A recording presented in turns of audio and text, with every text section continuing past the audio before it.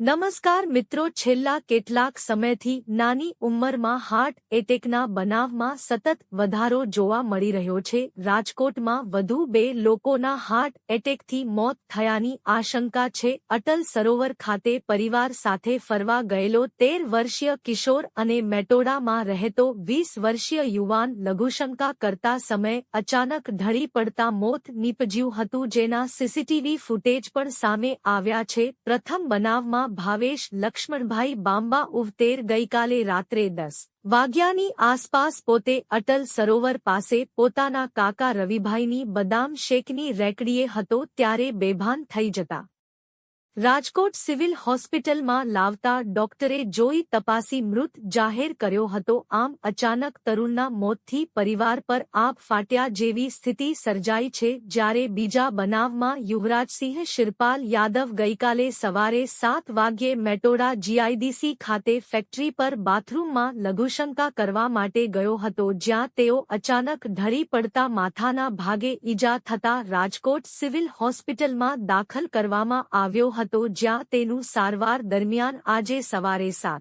વાગ્યે મોત નીપજ્યું હતું।